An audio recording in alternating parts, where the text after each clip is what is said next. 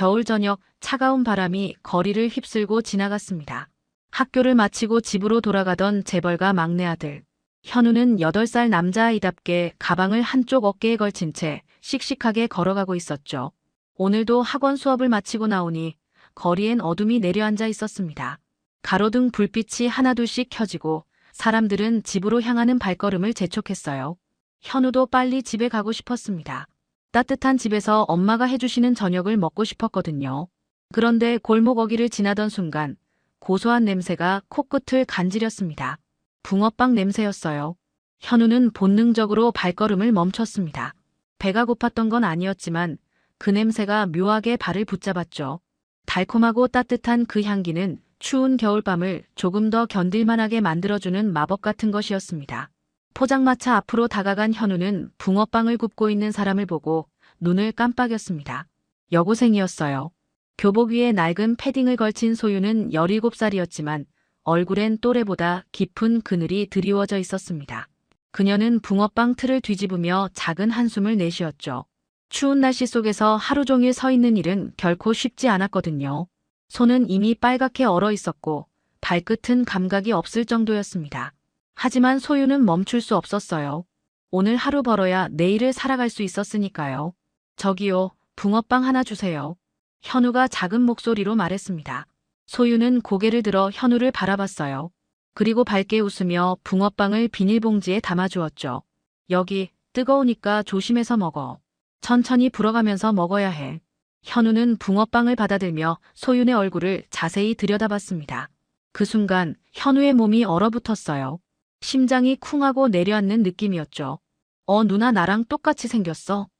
현우의 목소리는 떨리고 있었습니다. 소윤은 당황한 표정으로 웃음을 지었어요. 닮은 사람 많아 그냥 우연이겠지. 세상에 닮은 사람 한 명쯤은 있다잖아. 붕어빵 2개 줄까? 하지만 현우는 계속해서 소윤을 바라봤습니다. 눈, 코, 입, 심지어 웃을 때 나타나는 작은 보조개까지. 모든 게 자신과 너무나 닮아 있었죠. 아니, 닮았다는 표현으론 부족했습니다. 거울을 보는 것처럼 똑같았어요. 현우는 이상한 느낌에 사로잡혔습니다. 어디서 본 얼굴 같기도 하고 꿈에서 본 사람 같기도 했어요. 가슴 한구석이 이상하게 따뜻해지면서도 동시에 먹먹해졌습니다. 왜 이런 느낌이 드는 걸까? 현우는 그 이유를 알 수 없었지만 분명한 건 이 누나가 그냥 지나칠 사람이 아니라는 거였죠. 소유는 붕어빵을 하나 더 건네며 말했습니다. 자, 하나 더 줄게. 학교 잘 다녀야 해. 공부 열심히 하고. 현우는 붕어빵을 받아들었지만 시선을 떼지 못했어요. 소유는 미소를 지으며 다시 붕어빵을 굽기 시작했고 현우는 한참을 그 자리에 서 있다가 천천히 발걸음을 옮겼습니다. 하지만 머릿속은 온통 그 여고생 생각뿐이었죠. 왜 저렇게 닮았을까? 정말 그냥 우연일까? 혹시 저 누나는 나와 무슨 관계가 있는 걸까? 현우는 집으로 가는 내내 그 의문을 떨쳐낼 수 없었습니다. 발걸음은 집을 향하고 있었지만 마음은 계속 그 포장마차 앞에 머물러 있었어요.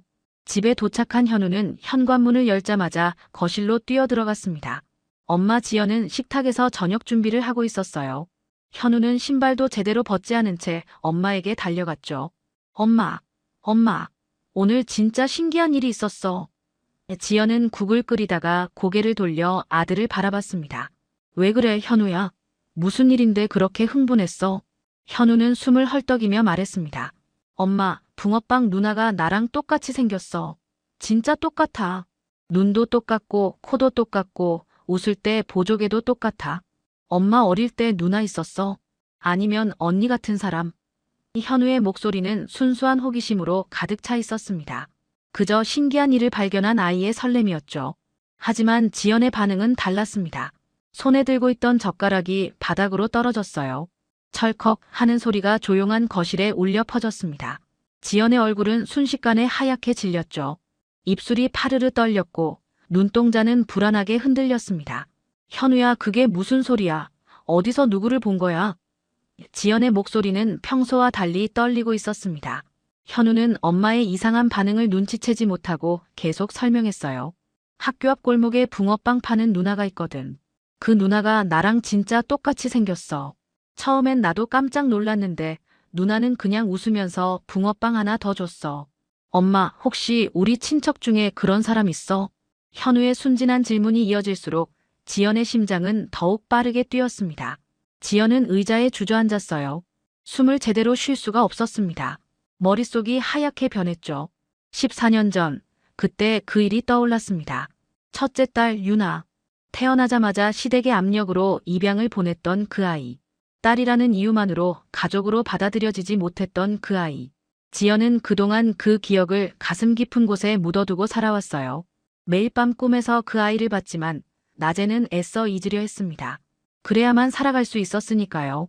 현우야, 지연은 떨리는 목소리로 말했습니다. 그 누나가 몇 살쯤 돼 보이던. 현우는 고개를 갸우뚱했어요. 고등학생이니까 17살쯤. 교복 입고 있었어. 17. 지연의 가슴이 철렁 내려앉았습니다. 유나를 보냈을 때 계산하면 지금쯤 딱 그 나이였죠. 지연은 손으로 입을 막았습니다. 눈물이 주르르 흘러내렸어요. 현우는 깜짝 놀라 엄마를 바라봤습니다. 엄마, 왜 울어? 내가 뭘 잘못했어?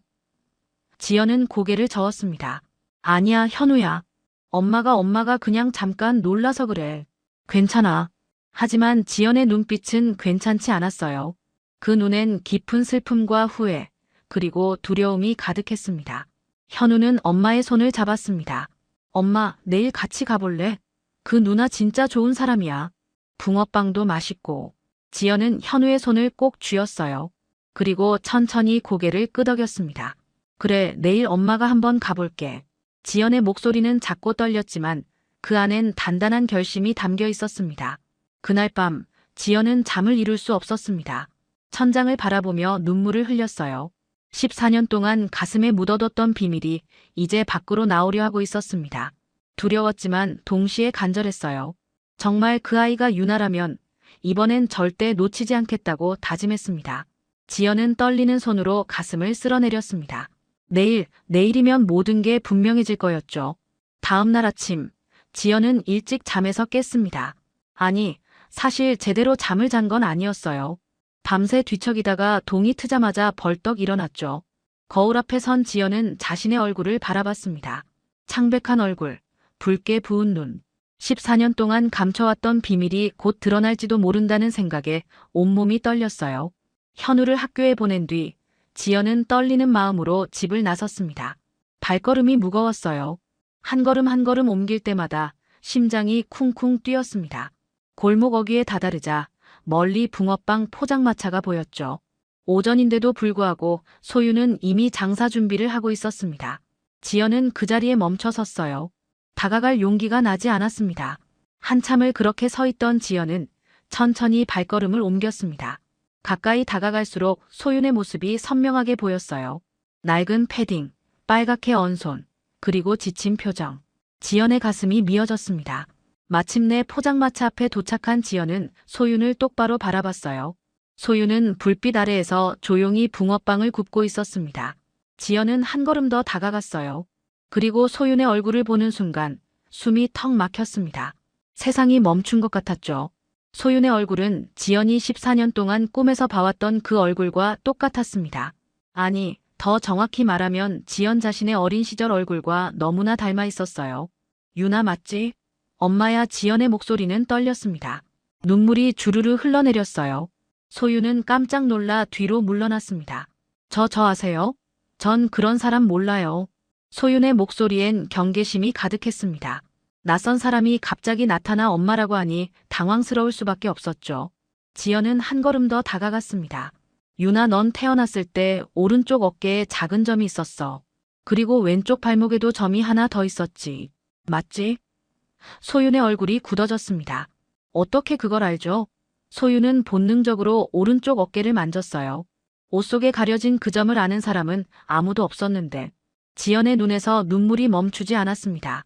유나, 정말 내가 맞구나. 엄마가 늦어서 미안해. 지연은 소윤을 끌어안고 싶었지만 참았어요. 소윤의 표정을 보니 아직은 아니라는 걸 알 수 있었으니까요. 소윤은 혼란스러운 눈빛으로 지연을 바라봤습니다. 저는 입양됐어요. 진짜 엄마는 저를 버렸어요. 그 말에 지연의 가슴이 찢어지는 것 같았습니다. 버린 게 아니야, 유나. 엄마는 어쩔 수 없었어. 내 할아버지가 시댁에서 딸은 필요 없다고 지연의 목소리는 점점 작아졌어요. 변명처럼 들리는 게 싫었지만 사실을 말해야 했습니다. 소유는 고개를 저었습니다. 이제 와서 무슨 소용이에요? 전 이미 혼자 사는데 익숙해요. 엄마 같은 사람 필요 없어요. 소윤의 목소리는 차갑게 식어 있었지만 눈가는 붉게 물들어 있었어요. 지연은 그 모습을 보며 가슴이 무너져 내렸습니다. 유나, 엄마는 너를 한 번도 잊은 적이 없어. 매일 밤 꿈에서 너를 봤어. 내가 어디서 어떻게 살고 있는지 궁금했고 행복하게 살고 있기를 매일 기도했어. 미안해, 유나. 정말 미안해. 지연은 무릎을 꿇었습니다. 한겨울 찬 땅바닥에 무릎을 대고 고개를 숙였죠. 소유는 그런 지연을 보며 말문이 막혔습니다. 마음 한구석이 흔들렸어요. 하지만 쉽게 용서할 수는 없었습니다. 17년 동안 혼자 살아온 세월이 너무 길었으니까요. 저 이제 일해야 해요. 가주세요. 소윤의 목소리는 떨렸지만 단호했습니다. 지연은 천천히 일어났어요. 그리고 마지막으로 소윤을 바라보며 말했습니다. 알았어, 유나. 하지만 엄마는 포기하지 않을 거야. 내가 받아주지 않아도 멀리서라도 너를 지켜볼게. 그게 엄마가 할 수 있는 전부니까. 지연은 돌아섰습니다. 발걸음을 옮길 때마다 눈물이 뚝뚝 떨어졌어요. 지연이 떠난 뒤 소유는 차가운 바람 속에서 혼자 앉아 있었습니다. 붕어빵 틀에서 김이 모락모락 피어올랐지만 소윤의 마음은 얼음처럼 차가웠어요. 손은 떨리고 있었고 눈가는 뜨겁게 달아올랐습니다. 엄마, 그런 사람 난 없어. 소유는 중얼거렸죠. 하지만 목소리엔 확신이 없었습니다. 소유는 포장마차 뒤편에 놓인 낡은 가방을 꺼냈어요. 그 안에는 오래된 서류 봉투가 있었습니다. 손때 묻은 봉투를 천천히 열자 여러 가지 종이들이 나왔죠. 입양 서류, 병원 기록, 그리고 사진들. 소유는 그 서류들을 하나하나 펼쳐봤습니다. 입양 서류에는 친모 정보 불명이라고 적혀 있었어요. 이름도 주소도 아무것도 남아있지 않았습니다. 소윤의 손이 다음 서류로 옮겨갔습니다. 병원 기록이었어요. 거기엔 소윤이 입양 과정에서 받았던 상처들이 기록되어 있었습니다. 팔에 난 멍, 등에 난 상처, 갈비뼈금. 의사의 소견란에는 아동 학대 의심이라는 문구가 선명했죠. 소윤은 그 기록을 보며 입술을 깨물었습니다. 그때 그 기억들이 다시 떠올랐어요. 입양 가정의 아버지는 술을 마시면 폭력적으로 변했습니다. 입양 어머니는 그저 방관했죠. 소유는 6살 때부터 12살까지 그 집에서 살았어요. 매일 밤 두려움에 떨며 잠들었고 아침이면 새로운 멍이 생겨 있었습니다. 학교 선생님이 신고를 했고 결국 소유는 그 집에서 나올 수 있었죠. 하지만 그 이후의 삶도 녹록지 않았습니다. 보호시설을 전전하다가 15살이 되자 소유는 스스로 독립을 선택했어요. 보호시설보다는 혼자 사는 게 낫다고 생각했습니다. 편의점 아르바이트, 전단지 돌리기, 그리고 지금의 붕어빵 장사까지. 소유는 악착같이 살아왔습니다. 고등학교는 검정고시로 준비 중이었고 낮에는 일하고 밤에는 공부했죠. 소유는 서류 더미 속에서 또 하나의 종이를 꺼냈습니다. 학대 신고 종결서였어요. 거기엔 해당 아동은 보호조치 완료. 친부모 연락처 불명으로 종결이라고 적혀 있었습니다. 소윤의 눈에서 눈물이 흘러내렸어요. 왜 날 찾지 않은 거야? 소윤은 혼잣말을 했습니다. 정말로 날 버린 거였구나. 하지만 마음 한구석에선 다른 생각이 들었어요. 아까 그 여자 지연이 했던 말들이 계속 맴돌았습니다. 버린 게 아니야. 어쩔 수 없었어. 매일 꿈에서 너를 봤어. 그 말들이 거짓말처럼 들리지 않았어요. 지연의 눈빛엔 진심이 담겨 있었습니다. 14년 동안 쌓인 그리움과 후회가 고스란히 느껴졌죠. 소유는 고개를 저었습니다. 아니야, 속으면 안 돼. 가족이란 건 나한텐 없어. 소유는 서류들을 다시 봉투에 넣었어요. 하지만 손은 계속 떨리고 있었습니다. 가슴 한구석이 이상하게 따뜻해지면서도 동시에 아팠어요. 그때 한 손님이 다가왔습니다. 붕어빵 5개 주세요. 소유는 재빨리 눈물을 닦았어요. 그리고 밝게 웃으며 대답했습니다. 네, 금방 드릴게요. 소유는 다시 붕어빵을 굽기 시작했죠. 일을 해야 했습니다. 생각을 멈춰야 했어요. 그래야 견딜 수 있었으니까요. 하지만 붕어빵을 굽는 내내 지연의 얼굴이 떠올랐습니다.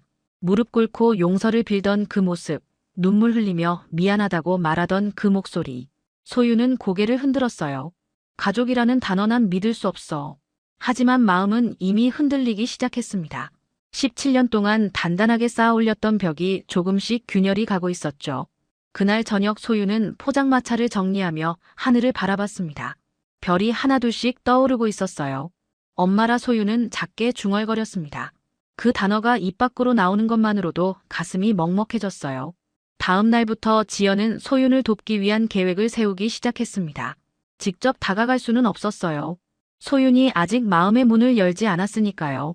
하지만 멀리서라도 딸을 돌볼 수 있는 방법을 찾았습니다. 지연은 소윤의 하루 일과를 조용히 관찰했어요. 아침엔 편의점에서 일하고 오후엔 붕어빵 장사를 하고 밤늦게까지 포장마차를 지키는 소윤의 모습을 보며 가슴이 미어졌습니다. 지연은 먼저 소윤이 일하는 편의점을 찾아갔습니다. 평범한 손님처럼 들어가서 물건을 샀어요. 우유, 빵, 생수, 그리고 간단한 생필품들. 소윤은 지연을 알아보지 못했습니다. 지연은 일부러 모자를 깊이 눌러 쓰고 마스크를 착용했거든요. 계산대 앞에 선 지연은 소윤의 손을 봤습니다. 거칠고 빨갛게 튼 손. 겨울 추위와 일의 고됨이 고스란히 드러나는 손이었죠. 감사합니다. 또 오세요.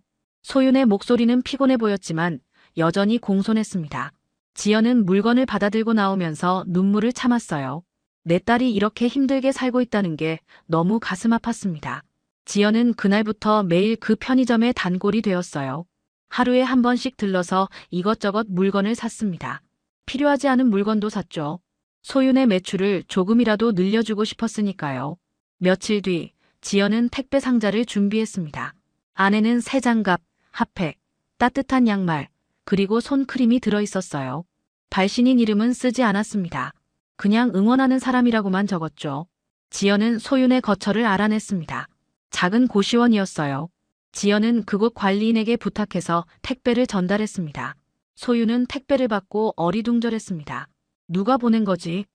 상자를 열어보니 정성스럽게 포장된 물건들이 나왔어요. 새 장갑은 소윤의 손 크기에 딱 맞았고 핫팩은 한 박스나 들어있었습니다. 손크림 옆에는 작은 쪽지가 있었어요. 추운 겨울 따뜻하게 지내세요. 당신을 응원합니다. 소윤은 그 쪽지를 보며 눈물이 났습니다. 이 동네 사람들 참 따뜻하네. 지연의 도움은 거기서 끝나지 않았습니다. 매일 저녁 붕어빵 포장마차에 들러서 붕어빵을 샀어요. 2개 주세요. 지연은 항상 그렇게 말했습니다. 때로는 5개, 10개를 사기도 했죠. 소윤은 점점 지연의 얼굴을 기억하게 되었습니다. 자주 오시네요. 붕어빵을 정말 좋아하시나 봐요. 지연은 미소를 지었습니다. 네, 맛있어서요. 그리고 여기 사장님이 참 열심히 사시는 것 같아서 응원하고 싶어요. 소윤은 그 말에 고개를 숙였습니다. 감사합니다. 덕분에 오늘도 장사 잘 됐어요. 지연은 붕어빵을 받아들고 돌아서면서 눈물을 닦았어요. 딸과 이렇게라도 이야기할 수 있다는 게 감사했습니다. 어느 날 밤 소윤의 포장마차가 고장났습니다. 가스레인지가 작동하지 않았어요. 소윤은 당황했습니다. 이거 고치려면 돈이 많이 들 텐데 그날 밤 소윤은 일찍 장사를 접어야 했죠. 집으로 돌아가는 발걸음이 무거웠습니다. 다음 날 아침 소윤이 포장마차에 도착했을 때 놀라운 일이 벌어졌습니다. 가스레인지가 새 것으로 교체되어 있었어요. 뿐만 아니라 낡았던 붕어빵 틀도 새 것으로 바뀌어 있었습니다. 주변을 둘러봤지만 아무도 없었어요. 포장마차 손잡이에는 쪽지가 붙어 있었습니다. 힘내세요. 당신은 충분히 잘하고 있어요. 소윤은 그 쪽지를 보며 주저앉았습니다. 누가 이렇게까지 해주는 거지? 사실 그날 밤 지연은 수리기사를 불러 포장마차를 고쳤습니다. 비용은 적지 않았지만 지연은 개의치 않았어요. 딸이 편하게 일할 수 있다면 그것으로 충분했습니다. 지연은 멀리서 소윤이 새 기구로 붕어빵을 굽는 모습을 지켜봤어요. 소윤의 얼굴에 환한 미소가 번졌습니다. 그 미소를 보는 것만으로도 지연은 행복했습니다. 소윤은 그날 이후 주변 사람들에게 감사함을 느끼기 시작했습니다. 이 동네엔 정말 좋은 사람들이 많구나. 하지만 소윤은 몰랐어요. 그 모든 따뜻함의 근원이 바로 자신의 친엄마였다는 사실을. 며칠이 지난 어느 날 저녁 현우가 다시 붕어빵 포장마차를 찾아왔습니다. 학원을 마치고 오는 길에 들른 거였죠. 소윤은 현우를 보자 반갑게 웃었어요. 또 왔구나. 오늘도 붕어빵 먹으러 온 거야? 현우는 고개를 끄덕이며 말했습니다. 네, 누나 붕어빵이 제일 맛있어요. 현우는 붕어빵을 받아들고 잠시 망설이다가 입을 열었습니다. 누나 우리 엄마 알아요? 소유는 순간 몸이 굳었어요. 엄마, 무슨 말이야? 현우는 순진한 눈빛으로 소윤을 바라봤습니다. 엄마가 누나 보면 울어요. 매일 밤 울고 있어요. 그리고 자꾸 누나 걱정해요. 소윤의 가슴이 쿵하고 내려앉았습니다. 내 엄마가 왜? 현우는 가방에서 작은 사진 한 장을 꺼냈어요. 이거 엄마 서랍에 있었어요. 엄마가 보면 안 되는 건데 제가 실수로 봤어요. 사진 속에는 갓난아기를 안고 있는 젊은 지연의 모습이 있었습니다. 뒷면에는 유나, 첫째 날, 미안해라는 글씨가 적혀 있었죠. 소유는 그 사진을 보며 손이 떨렸습니다. 이게 뭐야? 현우는 진지한 표정으로 말했습니다. 엄마가 그러는데 누나는 우리 첫째래요. 오래전에 헤어졌대요. 엄마는 매일 누나를 찾고 있었대요. 소윤의 눈에서 눈물이 주르르 흘러내렸어요. 17년 동안 쌓아 올렸던 벽이 무너지는 순간이었습니다. 왜 저를 버린 거예요? 소윤의 목소리는 떨렸습니다. 현우는 고개를 저었어요. 엄마는 버린 게 아니래요. 어쩔 수 없었대요. 할아버지가 딸은 안 된다고 했대요. 소윤은 그 말을 듣고 주저앉았습니다. 붕어빵 틀 앞에 쪼그리고 앉아 얼굴을 감쌌어요. 그때 멀리서 지연이 다가오고 있었습니다. 현우를 따라온 거였죠. 지연은 소윤이 우는 모습을 보고 달려왔어요. 유나. 소윤은 고개를 들어 지연을 바라봤습니다. 눈물로 범벅이 된 얼굴이었죠. 왜 그렇게 쉽게 저를 남의 집에 보냈어요? 왜요? 지연은 무릎을 꿇었습니다. 차가운 겨울 땅바닥에 무릎을 대고 소윤 앞에 앉았어요. 유나 그때 난 너무 젊었어. 22살이었지. 남편 가족들은 딸을 원하지 않았어. 아들이어야만 한다고 했어. 시아버지는 딸은 집안에 필요 없다고 했지. 소윤은 고개를 저었습니다. 그래도 엄마잖아요. 어떻게 자기 딸을 포기할 수 있어요? 지연은 울부짖었어요. 포기한 게 아니야. 난 너를 지키고 싶었어. 그래서 해외 입양이라도 보내려고 했어. 좋은 가정에 보내면 너는 행복할 수 있을 거라고 생각했어. 하지만 지연의 목소리는 점점 작아졌습니다. 그 입양은 브로커에게 넘어갔어. 시아버지가 뒤에서 조작한 거였어. 서류에 서명도 하지 않고 몰래 다른 가정에 널 보냈어. 난 그것도 나중에야 알았어. 소윤의 눈이 커졌습니다. 뭐라고요? 지연은 손으로 얼굴을 감싸며 흐느꼈어요. 미안해, 유나. 정말 미안해. 난 너를 찾으려고 했어. 입양기관에 연락했고 경찰에도 신고했어. 하지만 시아버지가 모든 걸 막았어. 서류는 조작됐고 내 행방은 알 수 없었어. 소유는 떨리는 목소리로 물었습니다. 그럼 제가 학대받은 것도 그 사람 때문이에요? 지연은 고개를 끄덕였습니다. 유나 내가 늦게 알았어. 내가 어디 있는지 어떻게 살고 있는지. 14년 동안 난 매일 밤 너를 생각했어. 내가 어디선가 행복하게 살고 있기를 기도했어. 소윤의 마음속에 쌓여있던 분노와 슬픔이 한꺼번에 터져나왔습니다. 저는 혼자였어요. 맞고 굶고 추위에 떨었어요. 아무도 저를 도와주지 않았어요. 지연은 소윤을 끌어안았습니다. 미안해. 정말 미안해. 엄마가 잘못했어. 제발 용서해줘, 유나. 현우도 옆에서 소윤의 손을 잡았습니다. 누나 이제 우리랑 같이 살아요. 엄마도 아빠도 저도 모두 누나를 기다리고 있어요. 소윤은 현우와 지연을 번갈아 바라봤어요. 마음이 복잡했습니다. 17년 동안의 상처가 하루아침에 치유될 수는 없었죠. 하지만 지연의 진심은 느껴졌습니다. 그날 밤 소윤과 지연은 오랫동안 이야기를 나눴습니다. 포장마차를 정리한 뒤 근처 카페에 앉아 지난 시간들을 풀어냈어요.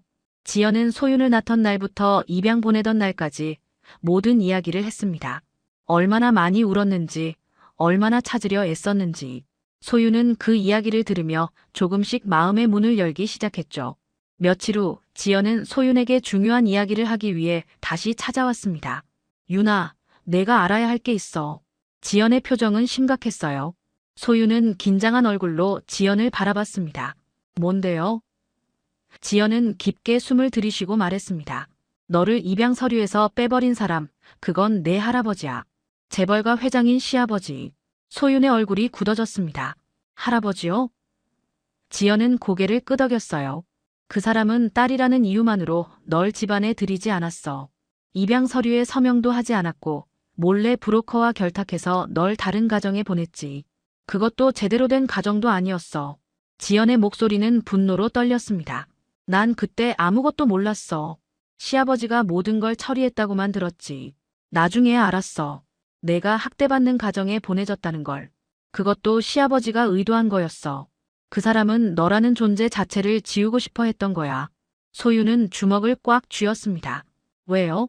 제가 뭘 잘못했는데요? 그냥 태어난 것뿐인데 지연은 소윤의 손을 잡았어요. 넌 잘못한 게 없어, 유나. 잘못은 그 사람들에게 있어. 딸을 인간으로 보지 않았던 그 낡은 생각, 가문과 체면만 중요하게 여겼던 그 냉혹함. 모든 게 그들의 잘못이야. 지연은 눈물을 흘리며 계속 말했습니다. 그래서 난 그날로 집을 나왔어. 현우를 데리고 나왔지. 더 이상 그 집안에서 살 수 없었어. 유나를 버린 게 아니라 그 사람들에게서 지키지 못한 내 잘못이라는 걸 깨달았거든. 소유는 지연을 바라봤습니다. 지연의 눈엔 진심 어린 후회와 슬픔이 가득했어요. 엄마는 끝까지 너를 찾으려 했어. 사립 탐정도 고용하고 입양기관에도 계속 연락했어. 하지만 시아버지의 힘은 너무 컸어. 모든 기록이 조작됐고 내 흔적은 완전히 지워져 있었지. 지연의 목소리는 점점 작아졌습니다. 미안해, 유나. 정말 미안해. 소윤의 눈가가 붉어졌습니다. 17년 동안 품었던 의문이 풀리기 시작했어요. 엄마가 자신을 버린 게 아니었다는 것. 더 큰 악의가 있었다는 것. 그 사실을 알게 되니 마음이 조금 가벼워졌습니다. 하지만 동시에 새로운 분노가 치밀어 올랐죠. 그 할아버지라는 사람 어떻게 그럴 수 있어요? 자기 손녀를. 지연은 고개를 저었습니다. 그 사람에게 넌 손녀가 아니었어. 그냥 쓸모없는 존재였지. 아들이 아니면 의미가 없다고 생각했던 거야. 소유는 입술을 깨물었어요. 너무 억울했고 너무 화가 났습니다. 하지만 지연을 보니 그 분노가 조금씩 누그러졌어요. 지연도 피해자였으니까요.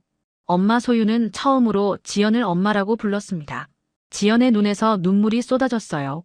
유나 소유는 천천히 말을 이었습니다. 저도 엄마가 힘들었다는 거 이제 알겠어요.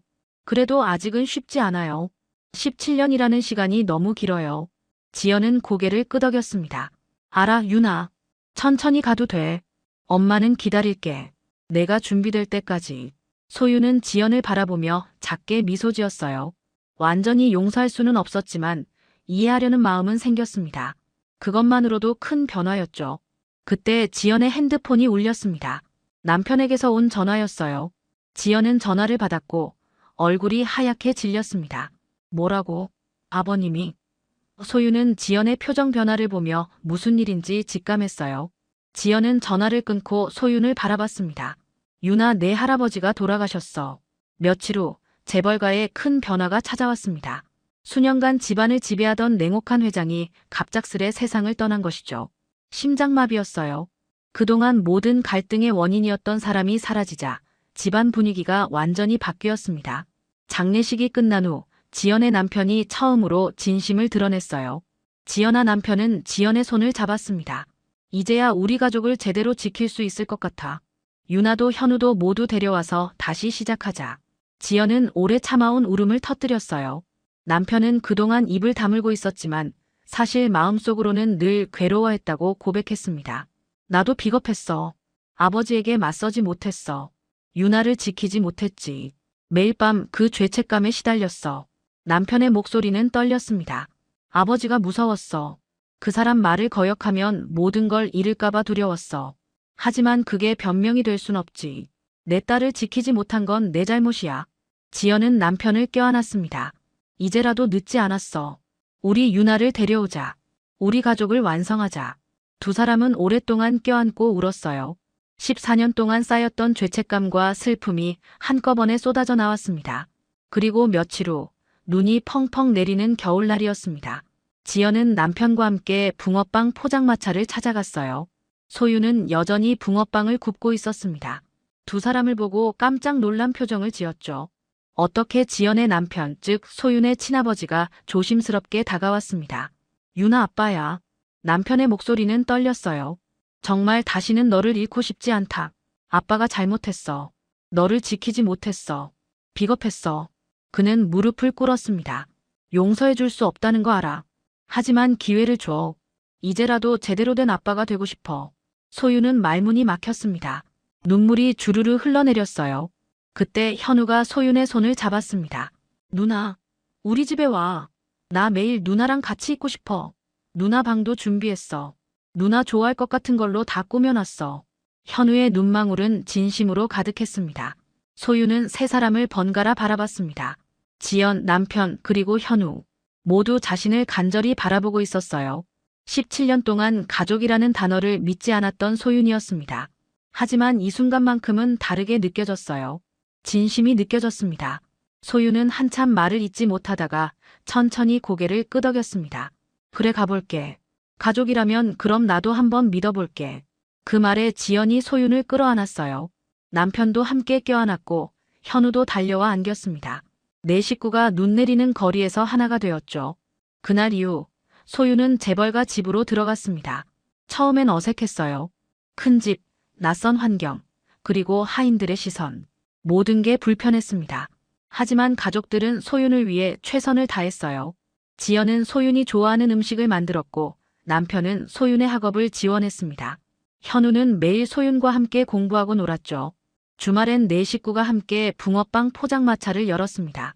재벌가 사람들이 직접 붕어빵을 구워 파는 모습에 동네 사람들은 신기해했어요. 하지만 지연은 이게 좋았습니다. 유나가 힘들게 살았던 그 시간들을 우리도 함께 느껴야 해. 남편도 고개를 끄덕였죠. 이제 우리는 평범한 가족이야. 돈보다 중요한 게 뭔지 알게 됐어. 소유는 조금씩 가족에게 마음을 열어갔습니다. 완전히 상처가 치유된 건 아니었지만 새로운 추억들이 쌓이면서 과거의 아픔이 조금씩 옅어졌어요. 현우와 함께 웃고 지연의 요리를 먹으며 아버지와 대화하는 시간들. 그 모든 게 소윤에겐 새로운 경험이었습니다. 어느 날 저녁 따뜻한 실내에서 네 식구가 둘러앉아 저녁을 먹고 있었습니다. 김이 모락모락 나는 된장찌개, 따끈한 밥, 그리고 소윤이 좋아하는 반찬들.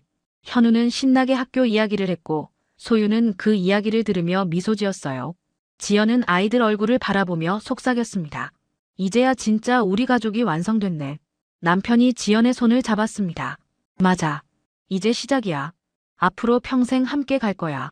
소윤도 작게 웃었어요. 네, 이제 저도 가족이 있네요. 현우가 소윤의 손을 잡으며 말했습니다. 당연하지. 누나는 우리 가족이야. 창밖으로 눈이 조용히 내리고 있었습니다. 하얀 눈이 세상을 덮으며 모든 걸 깨끗하게 만들어주는 것처럼 이 가족의 상처도 조금씩 치유되고 있었어요. 완벽하진 않았지만 함께 있다는 것만으로도 충분했습니다.